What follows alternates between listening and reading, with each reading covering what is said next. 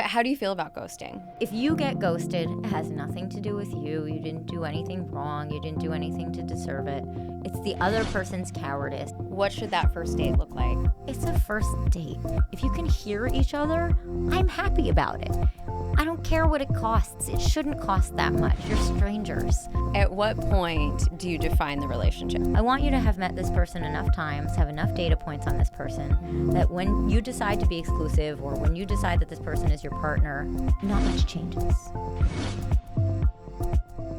Erika, thanks for joining the HelloPrenup podcast today. Yeah, thanks for having me. Let's start off. Tell us a little bit about yourself. Sure. So how do you get into online dating coaching? That's a weird career, right? So I was a really early adopter of online dating. I started in 2001, which is a long time ago, when I was in college. And I was like, this seems like a cool way to meet people. I didn't know. My background's actually in economics. So at a certain point, I put together two things I really liked: online dating and spreadsheets, like one does. And I started initially so I didn't accidentally write to the same person twice. Because like back in the day on the online dating sites, it wasn't like Erika, Bob, Joe. It was like, Fun Girl New York or whatever. Like a screen name. It's screen names, yes. Or like, whatever. So you don't want to write to the same person twice. So I was keeping track of who I was writing to. And then I was like, I can measure stuff in here. I can measure my response rate. If I write to somebody, what's the chance that I'm getting a response? If they do respond, what's the probability we're going on a date? What's my conversion rate? I mean, really nerdy stuff. But I made tweaks. I improved that. And then my friends started asking me, what are you doing that I'm not? Can you help me with this? Can you write my profile? So I started helping them just for fun. I worked in finance at the time. I was at Fannie Mae in Washington, D.C., and I was miserable. So I, a little over 14 years ago, quit my job, started a little nudge, and to this day, that's what I've been doing, helping people with all aspects of dating, particularly online dating. So that's the abridged story, yeah. I have so many questions for you. Thanks. I'm ready. Where does one begin with online dating? I feel like these days it's like everybody is becoming so anti because they've had such tough experiences.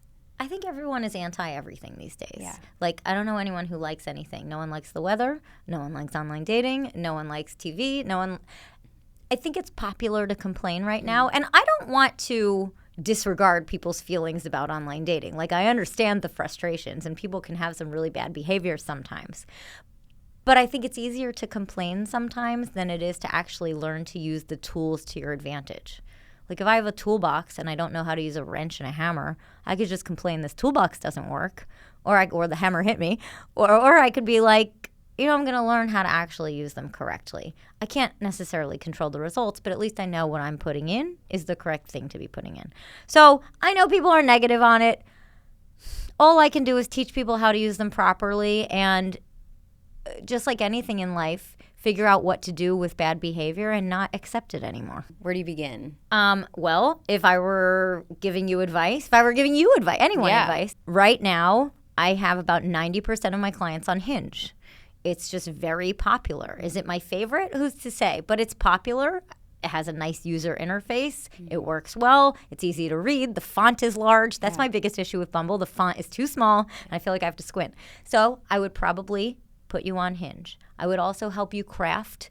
You get 3 prompts on there. It would help you craft them in such a way that it's interactive with the person looking at it. It might generate a conversation, and it's fun and light.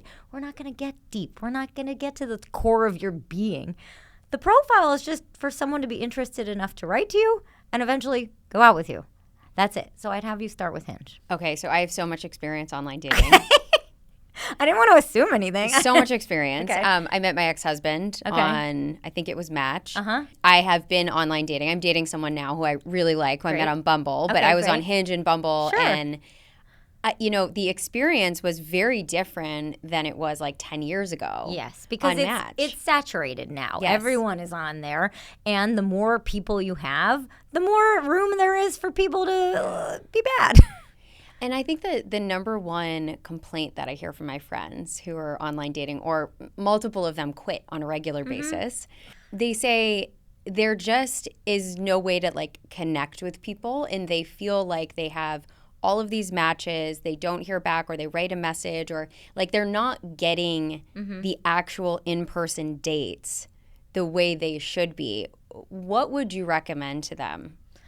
Well, if they were using Hinge, so let's just use that as the example. In the free version of Hinge, every day you can send 8 messages.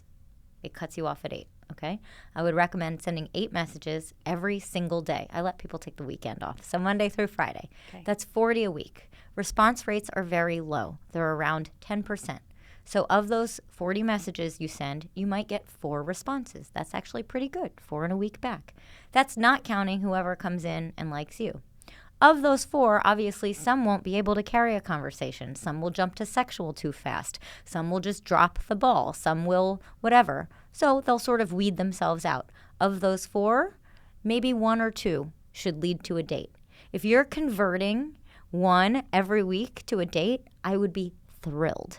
And so maybe it's just managing expectations. Like the numbers aren't going to be as high as maybe it is in our head. So maybe it's just setting the expectation. I hate to say lowering expectations, but managing expectations. So that's how I would recommend doing it. I also recommend going through your likes every single day. And you have to decide yes or no before you get to the next person. Most people are very lazy in that they will only like your picture, probably your first picture. Okay? I don't recommend simply liking them back because then a conversation never starts. So what I'm telling people is, yes, it might be a little extra work up front, but write a message to the person who's liked you. You'll know immediately based on the message you send if they're going to engage with you. So let's say you like a picture of me in front of a microphone at a podcast thing. And I say to you, oh, that was me recording a podcast, my favorite podcast. What's your favorite podcast to listen to? You'll know immediately by someone's response. Either they won't respond, in which case, who cares, you're done.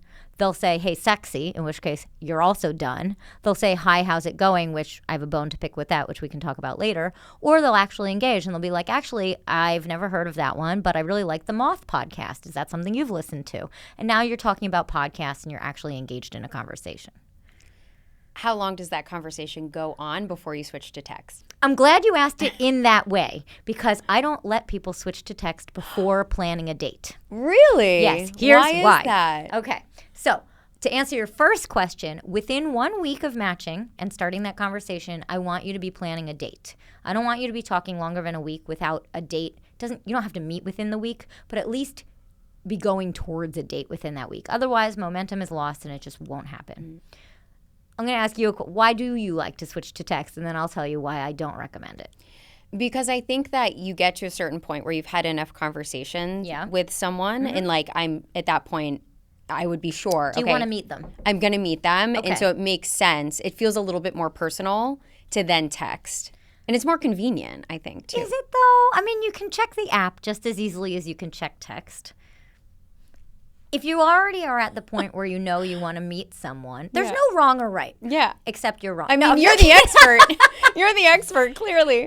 If you have already decided you're going to meet, you want to meet this person, you're now putting another obstacle in your own way to meet this person. Why? So things can happen over text. So I have calculated, it's not statistically significant, but if you exchange phone numbers before planning the date, time, date, location, there's a 65% chance that date will no longer happen. Why? Because either someone just won't text, you'll give your number and you just never hear from them, or they'll drop the ball over text, or they get a little too familiar over text, or they say something that gets misinterpreted over text, or they start with the good morning texts, or they start with the weird selfies, or they just don't have any more urgency to set up the date because they're like, I got the number. I'd rather you figure that out on the dating app so you don't waste your time texting someone who you're never going to meet. Wow.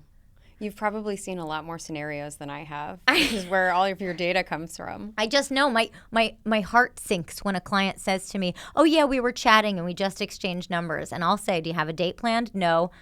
I know at that point, I hate to say this, I'm a positive person, but I know at that point the date's not going to happen.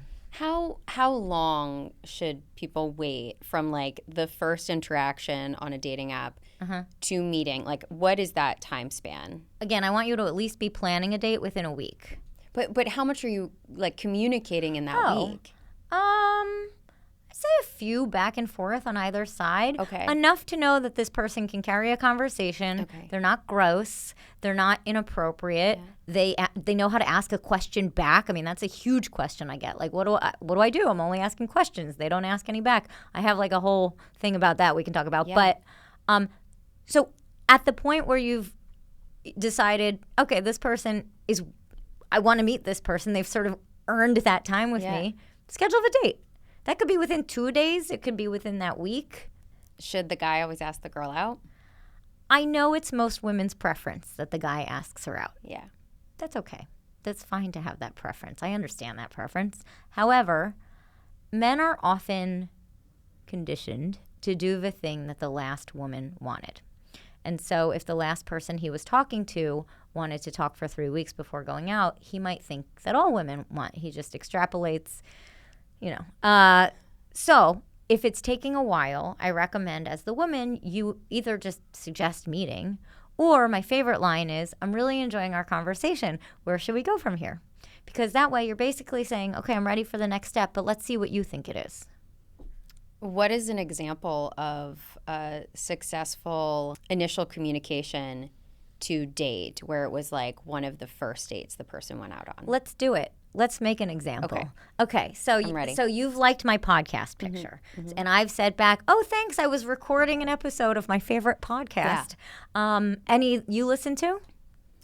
Yeah, the HelloPrenup podcast is my favorite. Oh my It's goodness! the best. Tell me more about it. Well, it's all about love and relationships, and that's what I'm into.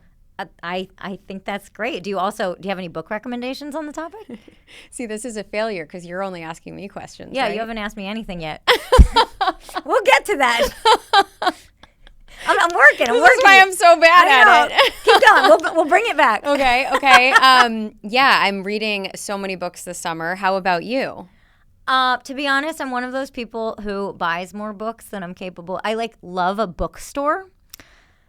I love the smell of a bookstore. I love everything about a bookstore. But reading is the difficult part. Any recommendation? Do you read in the night or at night or in the morning? I read at night when I have my preference. How about you? At night, but I fall asleep.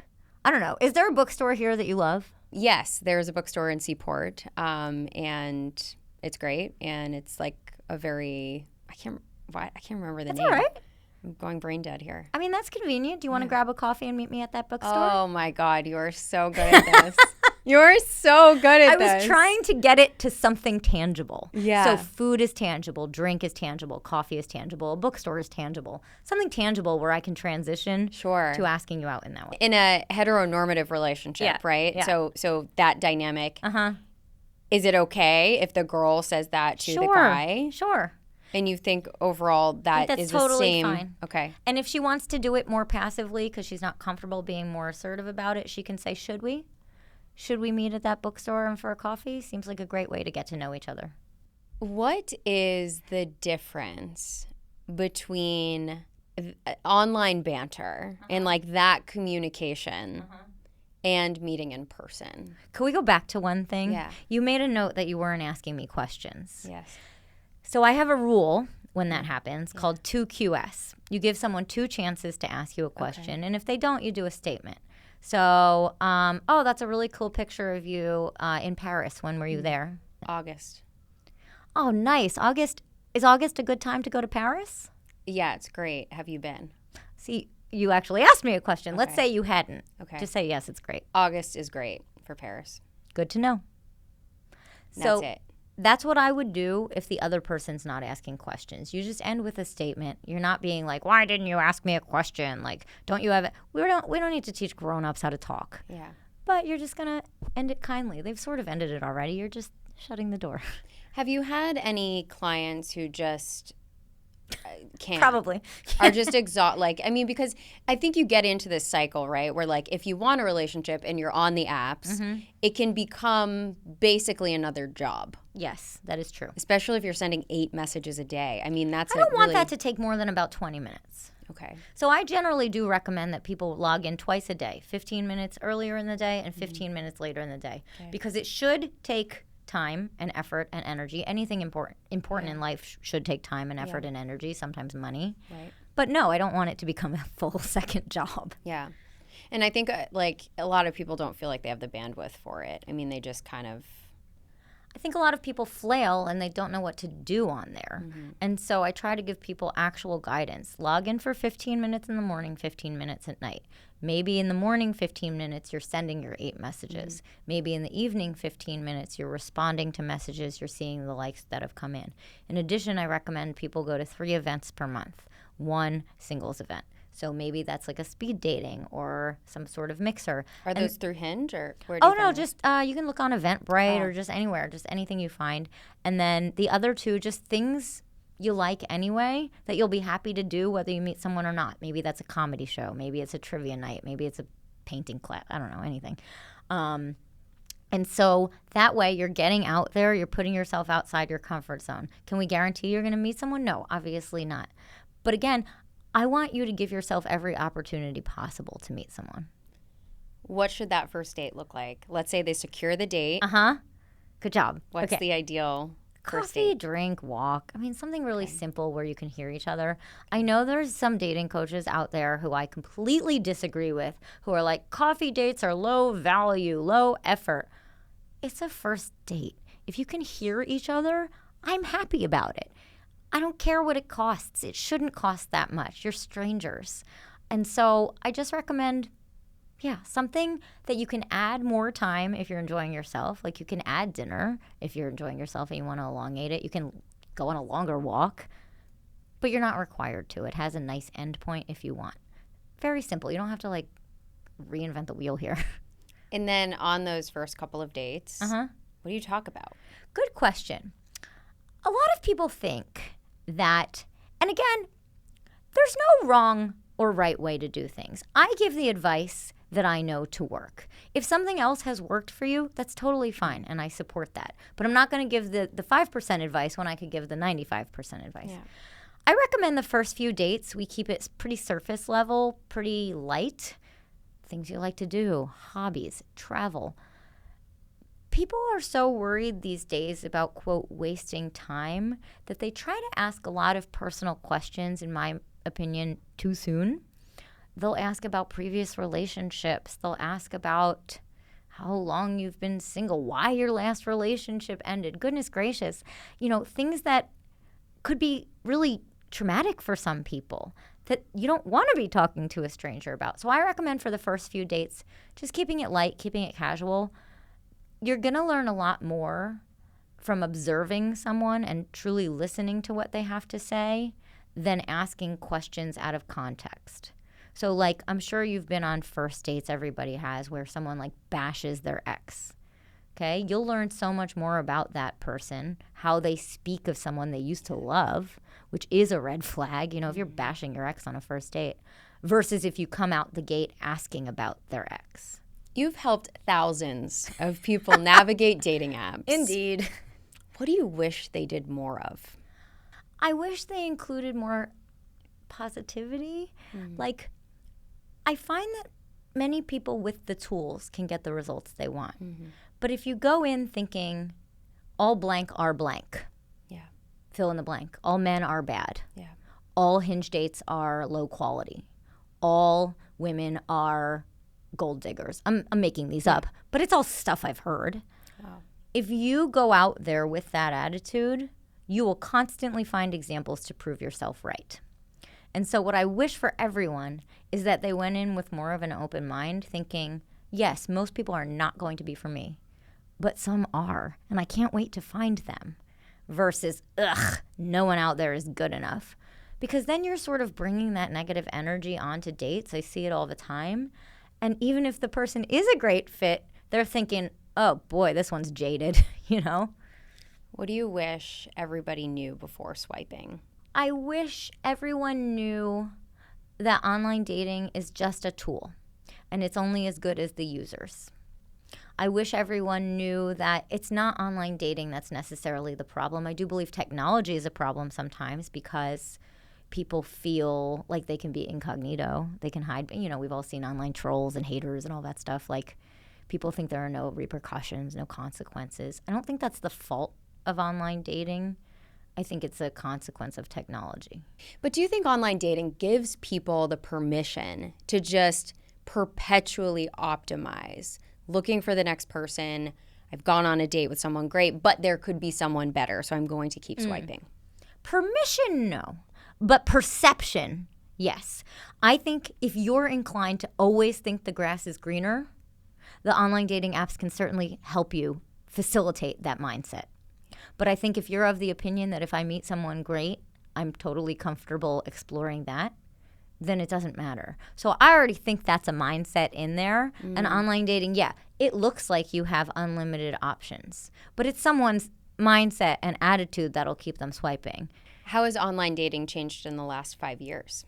5 years, not a ton. 14 years since I've been doing this job, a ton. So like when I started the business in 2011. My God. There weren't dating apps. Like Tinder came out in 2012, and the rest were shortly thereafter. So I was working with people on like Match.com, eHarmony, OkCupid, which only came out in 2003. And so I'd say in the last 10 years or so with online dating apps, Bumble, Hinge, Tinder, all of those, Coffee Meets Bagel, I'd say people's patience has gone down. People want more instant gratification. I think that's true with everything in life. But particularly with dating, especially with texting, if someone doesn't text back in 2 hours, I get questions. I got a question recently. We had a date last night. It went great from 10 p.m. to midnight or 8 to 10, whatever it was, 2 hours. Okay. It's 1:20. Was I ghosted? What would you have said to this person? Is it 1:20 the next day? 1:20 p.m. the next day. Oh, I would never go out with that person again. Wait, what? Oh, yeah. I have a hard rule. My rule was... Tell me more. My rule was... Yeah. If I went on a date... Yeah. And they didn't text me after... to say, like, I had a great time... or do you want to go out again? I was like... Within nope. what time period? Like, probably, like, 24 hours. 24 hours, fine. Yeah. But also, were you sending a thank you text? No, never. I feel like I never. We're going to so disagree on this. I know. That's okay, though. Push back on me. You're the expert. Particularly if they treated you. And I'm sure you said thank you in person. I did, in person, seem like a very nice person. Yes, in person. But I always recommend a thank you text. And sometimes it's hard. I'm not saying you because I don't know how you portray yourself on dates. But sometimes if someone thinks she's not into me, they might not reach out thinking I don't want to be rejected. Yeah. So I always like the thank you text because it reinforces that you're grateful. Yeah. But it also basically says, I still want to be talking to you. Yeah. I don't like hard and fast rules like that. I told her I have no idea if you're being ghosted or not. But to assume that is just not something I would do. Yeah. It was a work day. Like, I don't know what this person's work life is like. Maybe they don't have a cell phone at work. Maybe her gut was right and she was being ghosted. Maybe not. But to jump to that, and that's what I've found in the last, to answer your question, 5 years, is people just want immediate. They want to be texting all day, every day. A huge question I get is, well, today's Friday and we have a date on Monday. If I don't hear from them all weekend, I'm not going. And it's like, no, you have the date on the calendar. If you require a final confirmation Monday morning or Sunday night, send it yourself. Because if you're making up rules that the other person doesn't know, they can't win. Did that girl get ghosted? I don't remember. I don't remember. That's the occupational hazard of my job. People DM me this stuff. I answer their questions, and then I never get an update. Yeah. How do you feel about ghosting? It's horrible. Don't do it. It's terrible. It has nothing to, if you get ghosted, it has nothing to do with you. You didn't do anything wrong. You didn't do anything to deserve it. It's the other person's cowardice. It's their lack of ability to communicate. Yeah. That they don't want to see you again. Yeah. What would you, I already know your answer based on your previous answers, but what would you do if, let's say you went on 4 good dates with someone and you didn't hear from them after the 4th date and you kind of know you're getting ghosted? What do you do? I think I would do nothing. I would just say if they're not interested, then I already knew your answer. I'm walking away. Yeah. So what would be what's the right answer? I respect that choice. There is no right or wrong. Okay. I respect that choice. I know, though, for many people, and you seem pretty good at letting things roll off, but you don't have to. You're allowed to care. Yeah. Some people need that closure, and I respect that, too.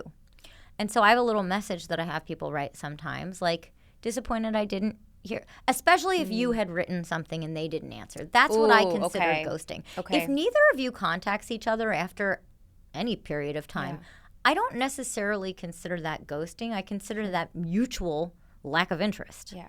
It's no one person's responsibility. Sure. Ghosting to me is if you ask a question or make yourself vulnerable, ask the other person out again, and they simply don't respond. Okay. That's ghosting. Now, let's say they are ghosting you. You could say, and people have really liked this advice because it gives them the internal closure, I'm disappointed I didn't hear back from you. I was really enjoying getting to know you, but I just wanted to close the loop. It's a great text. Thank you. Because that way, it gets you the closure you need. It says, I noticed and I didn't like it. But it also says, don't you think you're weaseling your way back in here? That's not happening. I'm better than that. What happens if you are not interested in them? Instead of ghosting, what do you do? I really enjoyed getting to know you over these past few dates. Thank you so much for your generosity. I especially enjoyed learning about your favorite podcast. Unfortunately, I'm just not feeling the connection or not feeling the romantic connection I'm looking for. But thank you again, and I wish you nothing but the best. I could have used that a couple of times. Well, good thing this is recorded. I know. Kindness costs nothing. Yeah. I think, at least in my experience, as a woman, sometimes it's really hard to say something because this person is coming at you with all this energy and all these expectations. And I think a lot of people feel this way in online dating. And they freak out and it's too much and they walk away. And if you're not into the other person, that's, I think, where you see it a lot. And so it can be really tough. And but again, it's unfair to the other person not to send a message and not to let them know. It's unfair. Let them get over it. Yeah. And you're spectacular, obviously, but someone's not going to go wilt in a corner if you tell them you're not interested in right. them, you know? I would hope not. Right. So that's why, something I do on my Instagram that people like is I have some scripts.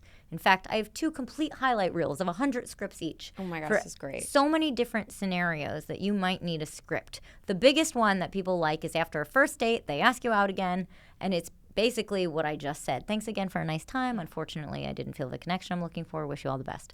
Done. I have other scripts. When you schedule the date, time, date, location, you say, it's a date. People love it. It's so simple, and yet it confirms and shows how excited you are. I have other scripts like, I haven't heard from you, just checking in. I have scripts like, you were having a nice conversation on Bumble, they disappeared, but that seems weird. You were having a nice chat. It's not like anyone said anything weird. You can say, did I lose you? Winky face. So simple. Or, hey, I was really enjoying our conversation. Just wanted to check back in to see if you're still interested in connecting. There's so much lost when people don't communicate. I got a message today. We'll see what advice you would have given her. She said, well, she already made her choice, so I didn't have much advice to give. But she had gone on 2 dates with a guy, and 5 days after the second date, she hadn't heard from him. So she writes him this long-winded message that I would not have recommended. It was like the full screen, which no one's reading that. But anyway, it was like, I thought we had a really good time. Did I do something? Did I say so? Is there anything I can do to improve my dating life? And again, she did this before she asked my advice. I would have never. Okay, we'll get there. Anyway, he was like, oh, no, I was enjoying getting to know you too. I thought you weren't into me. I thought maybe I overshared. And she was like, oh, well, I'm still interested. And so I said, if no one said anything after the second date, I think both of their insecurities led them to believe that the other wasn't interested. When I told her she could have just said, hey, surprised I didn't hear from you. Still looking forward to getting to know you, or just wanted to check in. It could have resolved a lot of stuff. How does one know that values are aligned, especially in the early stages of dating? I think some of those questions, like you said, can be answered in the profile. Yeah. Do they list that they're looking for a long-term relationship? Do they list that they want children? Things like that. And if something is important to you that you do or don't want children, for example, you should only be looking at those profiles. If someone being liberal, for example, is important to you, only swipe on people who list their political preference as liberal. Now, other stuff, like how family-oriented, how important is family to them? You're going to learn a lot more in 3 dates of how someone speaks of their family, if at all, than asking on a first date is family. Who would say no? And what if they have a really difficult family relationship that they're not ready to open up to you about yet, right? But you might go on 3 dates, and on the second one, this person mentions, hey, I'm going to visit my family in Connecticut this weekend. I can't wait to see my nieces and nephews. Then you know they're family-oriented organically without you having to ask. I truly believe that most of what you want to know can be learned just by listening to somebody talk. So no, there's no perfect way to know, but I really don't think asking what are your values, and I'm not saying you said to do that, but people do that. People come out the gate like this like clipboard interrogation, and it's like, oh my God, even if you align perfectly, that would terrify me. So I'd rather you just listen. And you might think, oh God, well, what if on the 3rd date I find out something that we're misaligned? What a waste.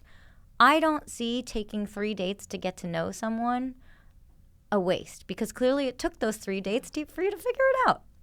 How many people should you be dating at one time? Let's say in those first like 3 date period. Yeah. As many as you want.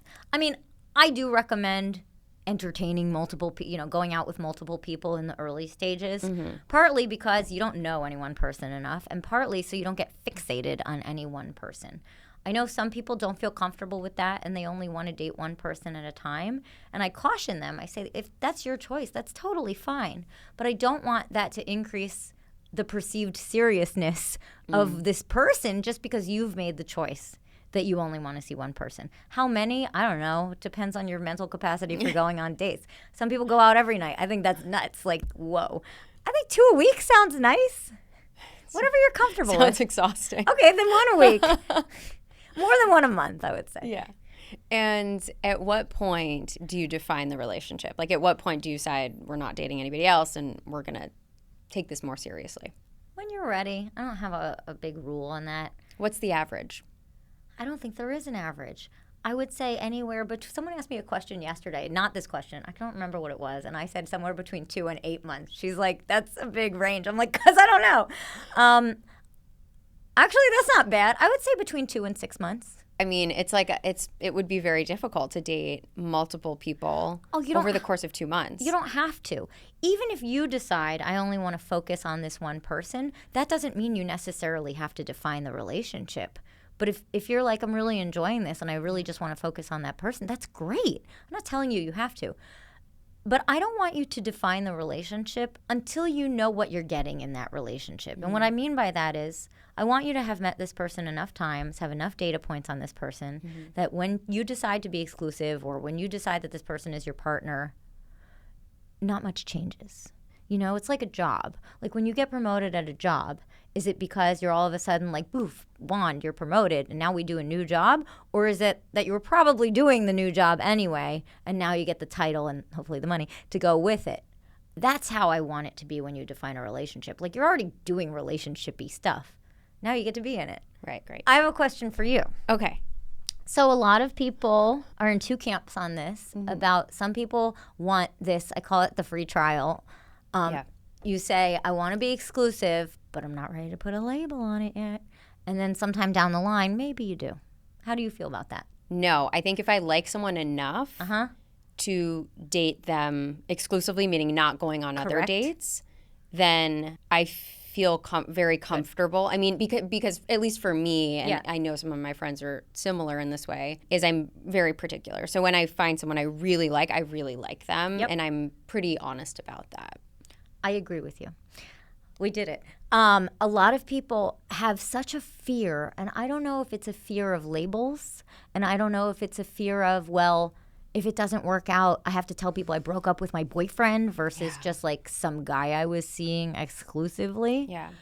But I feel that someone always loses when you have this, I call it the free trial, between, well, we're exclusive, but I don't know what to call him at a party. You know, I can't call him my boyfriend yet. And it's this like, I would rather you wait longer to become exclusive and be able to put all of the labels. Like when you have that relationship talk, that talk defining the relationship, I want you to cover every base. Like I want you to say, what are we doing with our profiles? Are we pausing them or are we deleting them? When do you have that conversation? In the same conversation with the exclusivity and what do we call each other? How does one start that conversation? Over these past 3 months, I just want to tell you how much fun I've been having and how I really enjoy your company. And I was thinking that it might be nice to just date each other without the distraction of other people. How do you feel about it? I would love that, Erika. That's amazing. Okay, so now let's talk just to make sure we're on the same page because, I don't know, semantics. What should we do with these Bumble profiles? Should we delete? Oh, I want to keep mine up. Just kidding. Well, I'm glad we're having this conversation then. I mean, it was very well written. I picked you because of it. Yeah. Maybe take a screenshot. Maybe you know what we should do? We should screenshot our original conversation so we have it just for posterity. And then why don't we have a little party and a glass of wine and we delete them together? And then I know we're going to your friend Christy's birthday party this weekend. Can I call you my girlfriend? Absolutely, Erika. Perfect. That's a dream conversation. Okay. They don't always go that way. Sometimes they do the first part and they're like, yay, we're exclusive. Yeah. And then 2 weeks later, I get a question being like, he got a ping from Hinge on his phone. Now what? Or it was really embarrassing when we went to a party and he was like, this is my friend. So I want you to cover all that ground in the conversation. That was ideal. Oh my God. But you're waiting months. That example was 3 months. Yeah. Again, what did I say? 2 to 6. Yeah. Again, I want you to have enough data on this person that you feel like when you define it, it's smooth sailing. Behaviors don't change when you define the relationship. And I think some people are under the misconception that if I define it, he'll somehow, they will be more committed. The behaviors will get better. If anything, they'll get worse, right? Because you'll get exactly what you've gotten before. So I want to make sure you're happy with that. Some people label it too early because they want that security, but it's a false sense of security if you don't know each other yet.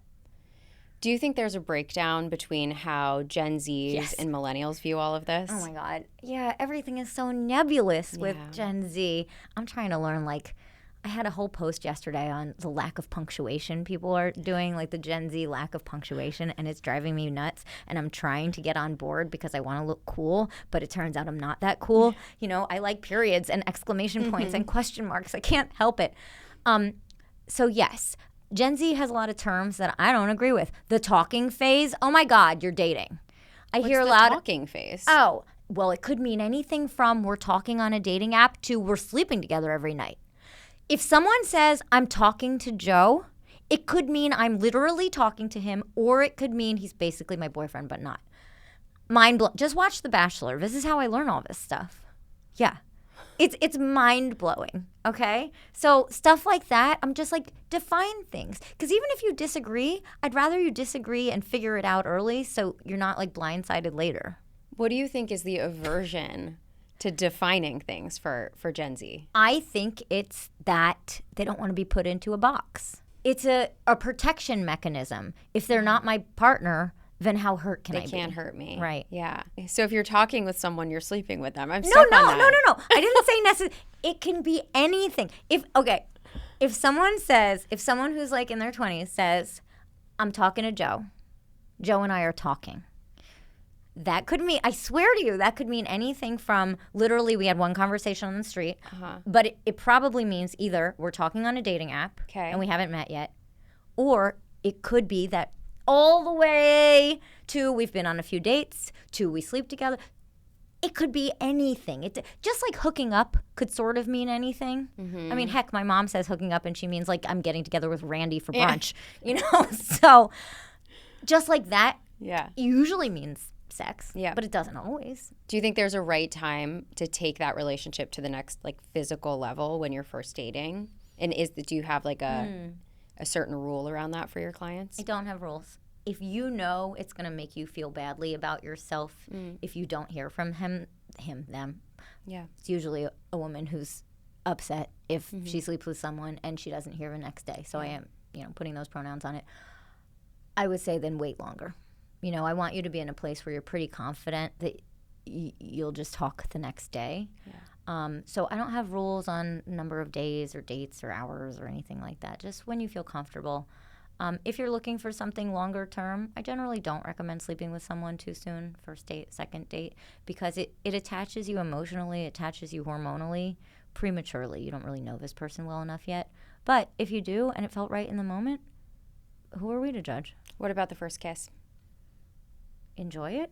I don't know. I know, but when? Like first Whenever date, you second want. date? First date, second date. Wow. Don't care. Okay. What? Why? You don't agree? Oh no, I first date I think is insane. You Like, have a lot of rules. You just met this person, you don't know them, and then like they're no. You put a lot of arbitrary rules on yourself. Is that good? I don't know. It's worked out so far. What if good? But what if you're just really feeling it? Break your rule. What does a client success story look like?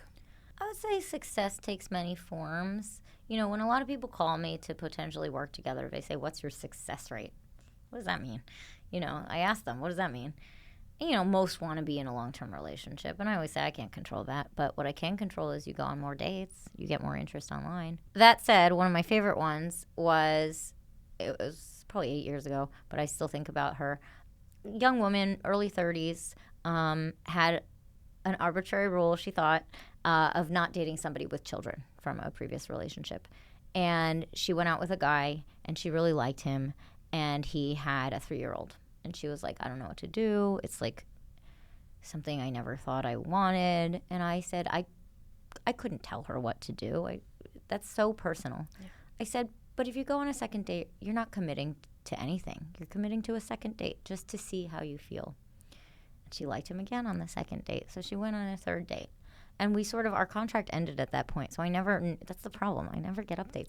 But a year later, I get this random picture in my text of her with the guy and the son and house keys. She's like, just want to let you know we just bought a house. And I'm like, that's incredible. Wow. And it was so nice to see that, look, I'm all for, if you have rules, that's fine. But it was so nice to see that she wasn't so beholden to this rule she made for herself, and she didn't really know why, that she was able to meet someone wonderful who just fit a little outside of the box of what she thought she wanted.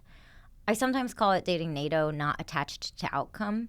Sometimes people go into dates so attached to, I want to get married, or I want a long-term relationship, or I want this person to fit this certain role in my life, and they're working backwards from point Z. Instead, just meet a new person, see what the heck you think about them, and then go from there. And she really did that. And it was before I even invented the act, what it stood for. And it was really nice to see. I really liked it. It must feel really fulfilling to see your clients enter into relationships, kind of achieve those life milestones that they wanted to. It really does. One, I feel personally responsible for. This is hilarious. So my advice is if someone gets gross and sexual over a dating app, just unmatch them, report them. Yeah. No questions asked. Don't tell them how it made you feel. Again, we don't need to teach grown-ups. So I just say they weed themselves out. They're so good at that, right? So I get this message once from this woman saying, ugh, they weed themselves out so fast. And I read the message, and I can't read every DM, but I read this one because it looked juicy. So he wrote something, and she wrote, I just like you for your, or I'm intrigued by your love of, and she wrote sushi, but she wrote it out swoosh with like a million O's. Whatever. It was cute. And he wrote, well, I feel used for my love of raw fish, which I thought was funny. Yeah. She goes, ugh. I said, what do you mean? I didn't understand how he weeded himself out. She goes, seems like a euphemism. Like, first of all, if anyone's calling it raw fish, we got problems. Okay. So I was like, I really don't read it as sexual. Do you? No. I wouldn't. And I said, sushi is raw fish. Yeah. I said, just have the rest of the conversation. Look, if people are going to go sexual, they'll double down. Like, you'll know. So he's totally fine. So they end up going out on the date. They have a great time. She tells me. They keep going out. Great. She thanks me for, pushing her to go out with Sush guy. This is so funny. 3 months later, I get a random DM from a guy that says, I just wanted to let you know I'm Mr. Sush. Lauren felt a little guilty for telling you and having you post it. So she told me, and I thought it was funny. Thank you for pushing her to go out with me. It really meant nothing. And I'm like, I know. And that one, I love. Are they still together? I don't know. That's, again, I never know updates. But I call them the Sushes. Should you disclose divorce or kids in your profile? Kids, yes. So if you have children, just check the box that says you have children.